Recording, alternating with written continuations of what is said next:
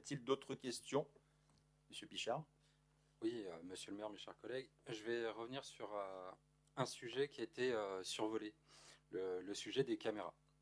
Donc, monsieur le maire, vous parlez de la sécurité des Acharoises et des Acharois par la vidéoprotection, dont actuellement 13 caméras avec un renforcement du réseau pour atteindre 24 caméras, puis 27 d'ici 2028. Donc je vais juste chiffrer factuellement avec ce que vous nous avez envoyé. C'est 320 000 euros pour 2026, 100 000 pour 2027, 100 000 pour 2028, pour un montant total de 1 380 862 euros. Le tout financé par 111 159 euros de subvention et 226 517 par le fonds de compensation pour la taxe sur la valeur ajoutée, la FCTVA. Et donc un reste à charge pour la commune à hauteur de 76%, soit 1 43 187 euros. 860 000 euros, un peu plus de 860 000 sont déjà engagés à l'heure actuelle. Et en plus de ce budget, il faut compter 95 000 euros, qui est le coût du réseau fibré sur 10 ans. Je me permets de faire un petit point technico-technique. Même si j'ai bien compris que le terme sécurité est utilisé de façon générique, les caméras ne peuvent pas faire ni de la sécurité ni de la sûreté. Donc dans ce budget, on parle de vidéoprotection. Et par définition, mes chers collègues, la protection ne peut être qu'active.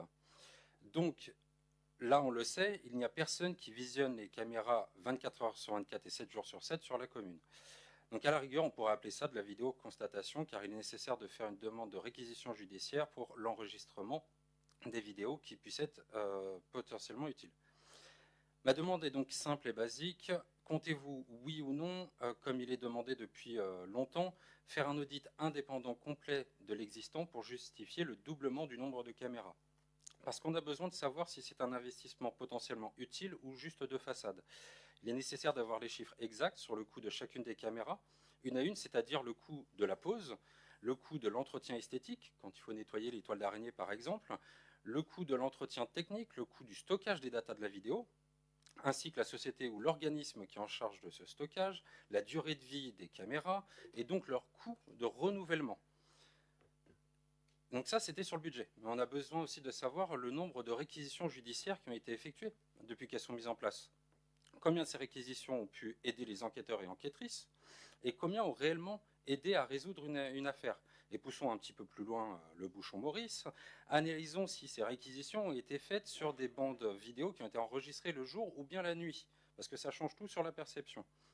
On a aussi besoin de savoir combien de temps sont stockées les vidéos pour savoir sous combien de temps il n'est plus possible de faire de réquisition judiciaire. Car les chiffres du SSMSI, qui ne sont pas fournis par Joel Rigolo mais par le ministère de l'Intérieur, ils mettent pas en évidence ni une hausse, ni une baisse significative des actes de délinquance et haute dégradation sur HR depuis 10 ans, hors période crise sanitaire, bien entendu. Et au vu de ces chiffres, moi j'ai bien plus l'impression que les caméras font plutôt l'effet plumeau en déplaçant le problème au lieu de les résoudre. Et sans ces éléments, monsieur le maire, vous comprendrez qu'il n'est pas sérieux pour nous de vous soutenir dans cette dépense et qui, à mon sens, devrait être investi dans de l'humain plutôt que dans des machines, c'est-à-dire contribuer à renforcer encore plus la police municipale et recréer des postes de médiation urbain. Faire du lien humain, c'est bien mieux que de surveiller pour surveiller. Je vous remercie. Écoutez, merci pour votre intervention. Donc, forcément, on va pas être d'accord sur le sujet. Donc, nous, voilà, c'est une priorité politique qu'on va continuer à mener.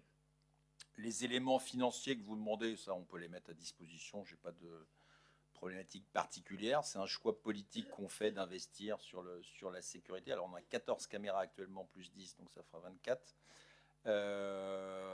Voilà, l'objectif pour nous, c'est à la fois, alors les caméras ne sont pas justement passives, on est encore passé la semaine dernière avec Romain Lasserre, notre conseiller municipal délégué à la sécurité et à la prévention au poste de police municipale, et bah du coup, on voit aussi que ça permet d'avoir une réactivité dans l'action, parce qu'il y a quand même des gens en direct qui regardent, et donc l'humain se sert aussi de l'outil, c'est pas soit l'humain soit l'outil, ça peut être les deux, c'est pas mal que les deux se parlent et soient intelligents ensemble.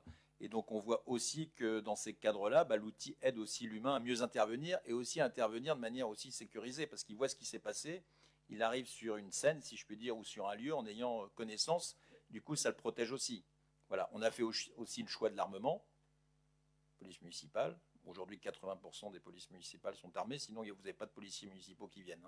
Voilà, et en plus, on considère que ça a été un choix important. Donc, On va continuer d'investir et on le voit. Après, sur les réquisitions avec la police nationale, ça fait partie aussi du travail de fond qu'on mène aussi avec la police nationale. Donc là aussi, on pourra donner les éléments chiffrés là-dessus. Mais on va dire, le travail qu'on fait avec eux va au-delà des réquisitions qu'on peut avoir sur les caméras, puisque comme je disais, ça permettra aussi d'avoir une réactivité plus importante de notre police et d'arriver sur des lieux de manière sécurisée et connue, parce qu'ils ont en visu ce qui s'est passé, donc ils peuvent aussi adapter leur intervention, c'est aussi important. Voilà. On travaille aussi avec la police nationale pour identifier ou pour remonter aussi des éléments. On identifie même avec eux un certain nombre de personnes. Je vais d'ailleurs à ce propos faire pour la première fois aussi un rappel à l'ordre à quelqu'un qu'on a identifié aussi il y a peu de temps. Donc je vais le recevoir dans mon bureau et faire un rappel à l'ordre. C'est un mineur avec ses parents. Voilà. Donc on va prendre aussi un certain nombre de dispositions et tout ça, c'est un travail grâce aussi à la fois à nos caméras et à la fois à la présence de la police nationale et de la police municipale qui travaillent bien ensemble. Donc on considère que tout ça rentre dans un dispositif général qui concourt et qui améliore aussi à la sécurité. D'ailleurs, quand on discute et quand on échange avec l'ensemble des habitants sur tous les quartiers, la demande aussi est évidente. Alors après, il ne s'agit pas de jouer la surenchère, parce qu'à 24 caméras, on est encore très très loin des nombres de caméras par habitant qu'il peut y avoir dans certaines villes. Après, le plan de déploiement, là aussi, pas de dogmatisme sur le sujet. On regardera aussi en termes à la fois de calendrier, ce qui peut être fait et ce qui peut être en termes aussi de zonage plus efficace.